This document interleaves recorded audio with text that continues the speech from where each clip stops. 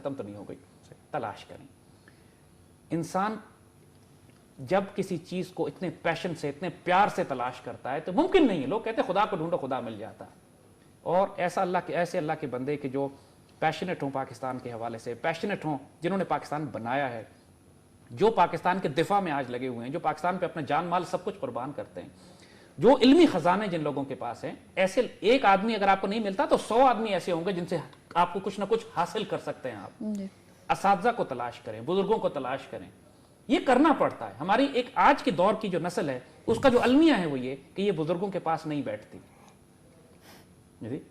اور اگر وہ کیلکولیٹ کریں, حساب لگائیں اپنی زندگی, وہ نیٹ پہ بیٹھتے ہیں, وہ ایس ایم ایس اور ٹیکسٹنگ پہ ان کا زیادہ وقت گزرتا ہے. میں یہیں پہ آپ کو حارث اسپیشلی میں حارث سے سوال پوچھنا چاہ رہا تھا. آپ ہر دفعہ یہی شکوہ کرتے ہیں بزرگوں سے, تو آج میرا خیال ہے کہ آپ سوال کر ہی لیجیے تاکہ کافی سارے پروگراموں میں اپنے بزرگوں سے شکوہ کرتے رہے ہیں. ان کی شکایت ان کی بھی ہے یہی والی جو because nobody is perfect then. حدیث پاک ہے نبی پاک صلی اللہ علیہ وسلم کا ارشاد ہے, محمد ارشاد کا کہ ابرار والے لوگوں کے ساتھ اٹھو بیٹھو, یعنی پڑھے لکھے لوگوں کے ساتھ اٹھو بیٹھو.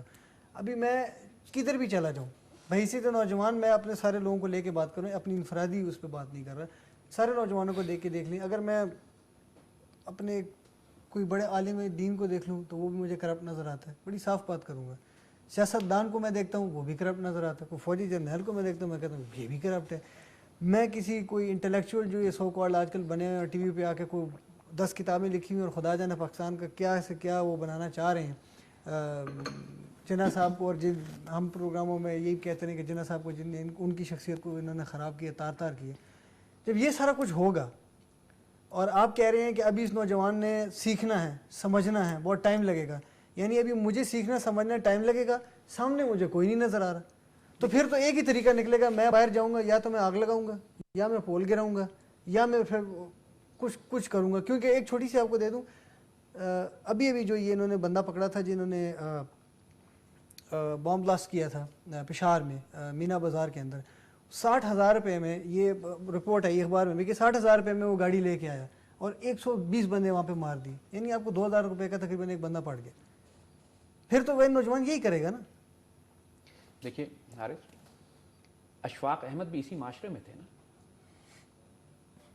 قدرت اللہ شہاب بھی یہیں بستے تھے, ممتاز مفتی بھی یہیں تھے, واصف علی واصف بھی یہیں پہ, اور ایسے بندے اس پاکستانی معاشرے سے ختم نہیں ہو گئے. ایسے لوگ جو اس دنیا سے کچھ نہیں لیتے, صرف تقسیم کرنے کے لیے بیٹھے ہیں. اشفاق احمد صاحب نے ایک بابے کی ڈیفینیشن یہی دی ہے, ایک بزرگ کی ڈیفینیشن یہی دی ہے کہ اس کا دینے والا ہاتھ ہوتا ہے, لینے والا ہاتھ نہیں ہوتا. ایک سمپل لٹمس ٹیسٹ ہے یہ پہچاننے کے لیے کہ یہ شخص جس کے پاس میں جا کے کچھ حاصل کرنا چاہتا ہوں, یہ دیکھیے کہ اس کی زندگی میں دینا زیادہ ہے یا لینا زیادہ ہے. وہ اگر 100 روپے, اگر 10,000 روپے اس کی تنخواہ ہے اور وہ 50,000 کا کام کر رہا ہے تو پھر بیٹھیے اس کے پاس جا کے. اگر اس کی 10,000 روپے تنخواہ ہے اور 2.5 لاکھ روپے اس کی آمدنی ہے اور اس کا لائف سٹائل ہے تو یہ حرام خور ہے, اس کے پاس جانے کی ضرورت نہیں ہے. اور لوگوں کے چہرے کا نور بتاتا ہے, ان کے دل کی کیفیت بتاتی ہے. آپ کا پالتو کتا بھی آپ کے موڈ اور مزاج کو سمجھتا ہے یار. انسانوں کے لیے کوئی مشکل بات نہیں ہے اس بات کو پہچان لینا کہ کون شخص جھوٹ بول رہا ہے, کون سچ بول رہا ہے. اقبال فرماتے ہیں دل سے جو بات نکلتی ہے اثر رکھتی ہے پر نہیں طاقت پرواز مگر رکھتی ہے. جو بات آپ کے دل کو لگے, حضور صلی اللہ علیہ وسلم نے بڑا خوبصورت اسے فرمان عالی شان کیا, استفتو بقلبک, اپنے قلب سے فتویٰ لو. لیکن پھر قلب ہوگا تو فتویٰ لوگے نا, تو قلب بنانے ہی کا تو طریقہ اقبال نے بتایا. لیکن زید صاحب یہاں پہ تھوڑی سی کنسپریسی جو ہو رہی ہے ہمارے ملک میں, جس طرح ہمارے ہیروز کو, میں پچھلے پروگرام کے اینڈ میں نے یہی کہا تھا کہ ہم اگر ڈاکٹر عبدالقدیر خان کی مثال لے لیں یا جانشیر خان کی مثال لے لیں یا ایون عمران خان کی مثال لے لیں, ہر ایک کی پرسنل لائف میں گھس کے ان کو بدنام کیا گیا, مطلب جس طرح ہمارے ہیروز کو ذلیل کیا گیا.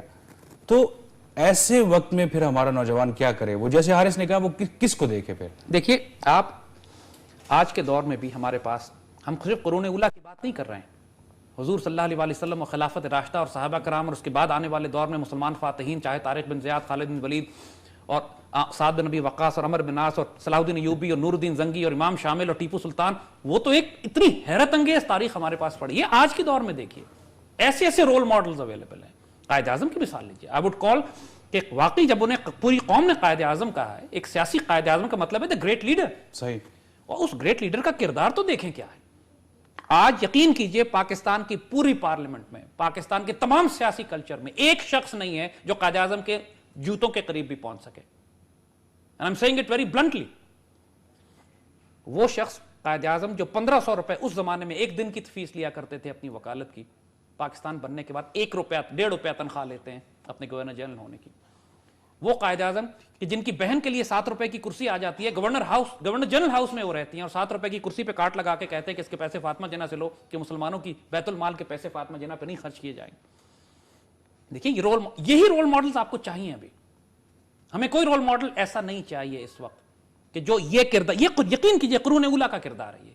हमें कोई रोल मॉडल वो नहीं चाहिए जो आज नजर आ रहे हैं आपको, जिनके एक एक खाने पे करोड़ों रुपए खर्च होता है। कायद आजम ने कैबिनेट की मीटिंग कॉल की हुई है, पाकिस्तान के वुज़रा आ रहे हैं, एडीसी पूछते हैं कि जिनको चाय के साथ केक दिया जाए या बिस्किट दी जाए, तो कायद आजम पूछते हैं क्यों ये घर से खा के नहीं आते, इनको पानी पिलाओ, मुसलमानों का पैसा इनको क्यों इन पर खर्च किया जाएगा। कायद आजम गवर्नर जनरल है, एक कुर्सी लगवाते हैं अपने जहाज में, 10-15 रुपए की होगी, और मिनिस्ट्री ऑफ फाइनेंस ऑब्जेक्शन लगा देती है कि गवर्नर जनरल को इख्तियार नहीं है कि डायरेक्ट ऑर्डर्स दें, ये फाइनेंस का काम है, फाइनेंस मिनिस्ट्री के थ्रू जाएगा।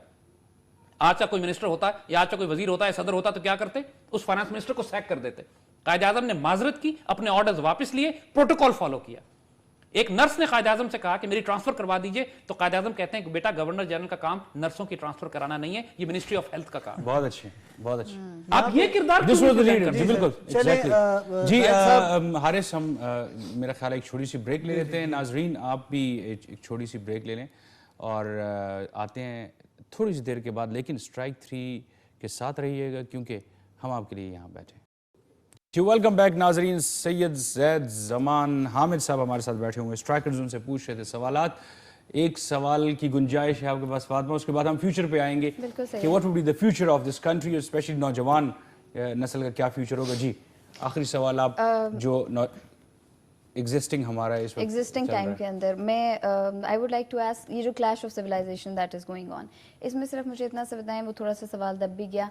मैं what basically I had in mind was इस टाइम के ऊपर what is the basic thing that what is the basic path that we should follow. 1 you have preaching, 2 you have staunch way of sort of emphasizing on religion, and इस तरह से आप उनको इस time के ऊपर इन दोनों में से कौन सा फोकस होना चाहिए।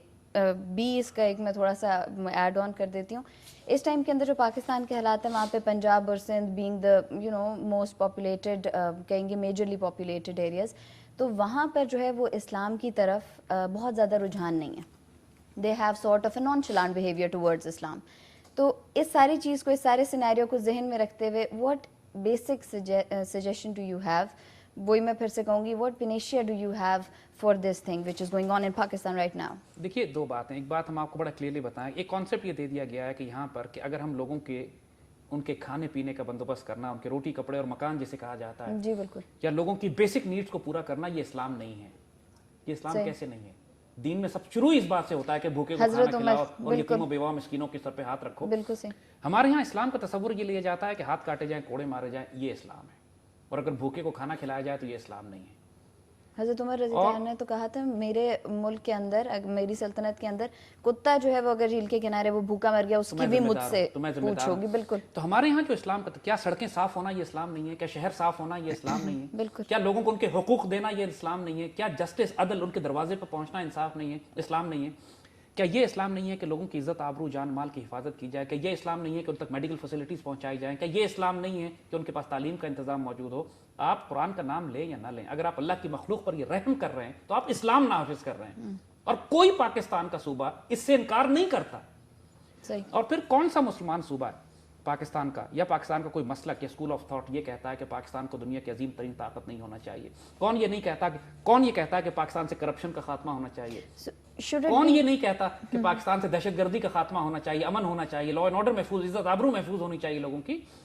तो ये इख्तलाफात भी एकेडमिक है, मैं कर रहा हूँ, जो मीडिया में बढ़ा चढ़ा के बयान किए जाते हैं। आप खैबर से लेकर सिंध तक चले जाइए, जिससे मर्जी सवाल कर लीजिए, पाकिस्तान से प्यार करने वाले लोग हैं, पाकिस्तान से मोहब्बत करने वाले हैं, पाकिस्तान को मजबूत देखना चाहते हैं। आपने सिर्फ इसकी एक मिसाल देखनी है तो कोई एक्चुअल कन्फ्रंटेशन और बैटल देख लें, या चैलेंज देख लें जहां कौम को अल्लाह ताला ने आजमाइश में डाला, चाहे वो क्रिकेट का मैच जो इंडिया से हो रहा हो, चाहे 2005 का जल्जला हो, इस कौम की